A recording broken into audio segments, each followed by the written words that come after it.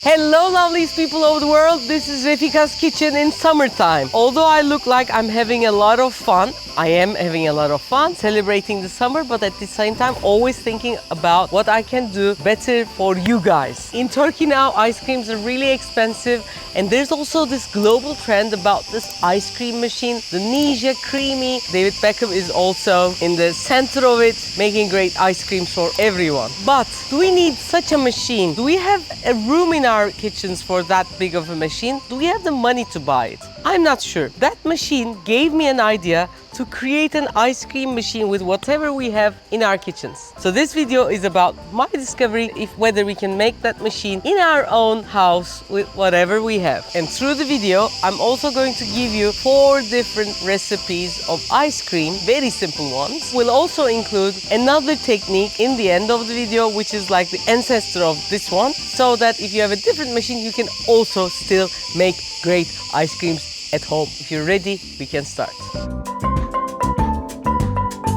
So let's start first with the setup. The setup actually includes 3 things: a small processor, a lid or something which will higher up this processor, and a cup and some water actually. How do we combine this? We put the cup, which won't move around very much, and then put the lid. I have chosen this lid because water can get inside and it will higher up the whole thing, so that my container from the walls and from the bottom is going to have a lot of ice. And then I put the processor. My processor is glass. I always prefer using glass. I suggest you guys also do that as well. We put this in all together. I try to put it in the middle. I put water around. After a while, it will start to float. To prohibit that, I put some weight. And in this case, I will need cream. So I put 2 cream. Inside, they are also going to freeze together with the ice. One thing we have to be really careful, inside of the processor shouldn't have any water from the surrounding, because otherwise when we put the blades in, the blades might not sit properly, or we can ruin the whole machine. So that's really important. We put it that way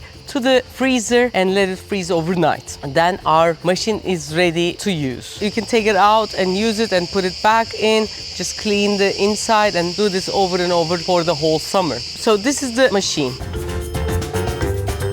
The easiest one, the plain ice cream. We put some cream, we put some sugar, or it could be honey, and we blend it together. Voila, we have the ice cream. If you want to make it the vanilla ice cream, you put some vanilla extract there, you have the ice cream. If you don't have this small blender in your house, what you can do is another thing that I have done years ago. Put a bowl, put some water, and then put another bowl and put something heavy in the middle. So you get this machine kind of thing. Put it in the freezer, but for a few hours. It gets cold. Have some cream, put the cream in, put some sugar and some vanilla with a whisk. Whisk it really well. If it's an electrical whisk, even better. As it hits the frozen surrounding, it starts to turn into an ice cream. Actually, that's the ancient way of making the ice cream, so it works very well. This way you're going to get the ice cream. If you're wondering how the famous Turkish ice creams are made, I have a different video of that. Here is the recipe. You can go and do that from there. Now it's season for a lot of fruits. Turkey is the #1 fig country. We have the fig and some walnuts. So what I do, I put the cream in, I put some sugar in. First blend it a bit, make it like an ice cream. Add the figs, blend it again. Finally, for some crunch, we put the walnuts in and blend it again. Voila, we have this perfect fig walnut ice cream. It is gorgeous to eat.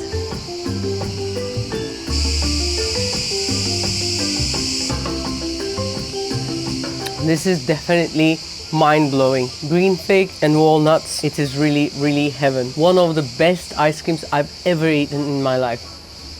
And now it's gone. Third one would be a biscuit ice cream. Same thing, cream in, some honey or sugar, blend it well, then we put the biscuits in. In Turkey we have this banana chocolate biscuit. I love it. I put that in. Don't blend it too much, blend it a little, then it's ready. For a while the electricity gone off, my ice cream melted a bit. It's not a problem. Put it in the refrigerator for a while. It's not exactly ice cream texture. You can get the ice cream texture a little later, no problem.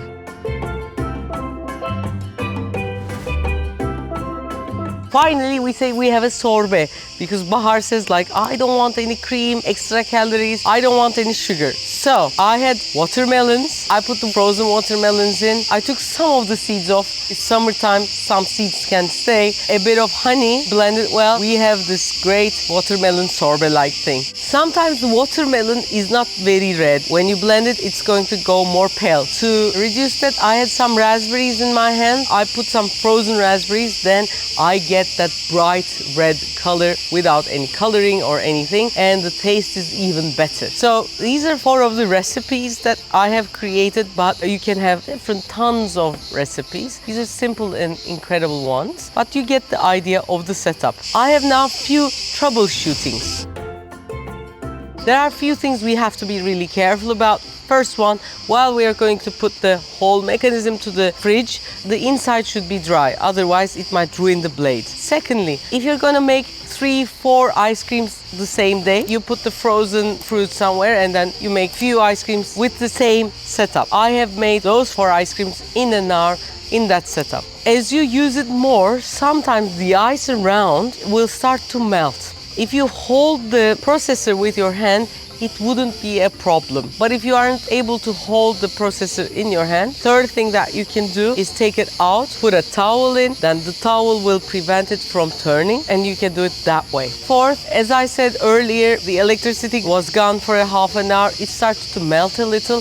What I did, it's not a problem. If the texture is not right and it's more runny, you can always put it in the refrigerator for a while and then take it out when it's totally frozen. You're going to have that ice cream texture. If it didn't work, cut it again, put it in the food processor, then it will work, definitely. The most important difference from this Nice creamy machine is, of course, the blades. Blades cannot make everything very creamy. For example, if you're using something which has a thick skin like blueberries, whatever you do in this machine, it's not going to be creamy. It's going to have a bit of lumps, and that's going to be okay, but you're going to have a different texture. So keep that in mind. When you're using melon, watermelon, bananas, cherries, those skins are soft and not a problem, but thicker skins will create such a thing.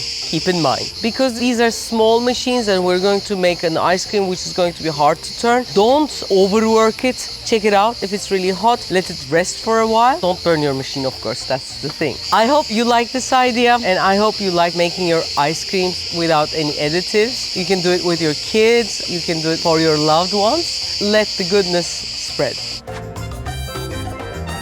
Unfortunately, our machine, while trying to make a sorbet kind of thing from the watermelon or other things, it doesn't come up to be a round bowl shape. So it's not as good. I have put it again into the machine, hoping that it's gonna come back, because when we first did it, it was very good. But when we put it in the fridge and then took it out, we weren't able to make round bowls. I wanted to re-put it in the machine whether it's going to work, because it's like kind of freezing like ice, and it didn't work. In the creamy versions, we didn't have a problem at all. But in this one, it's very tasty, but it's not as good as we wanted it to be. I mean, it's not an ice cream maybe, but you can put some vodka in it. It's like a slushy kind of thing, yeah. You can make a mocktail as well.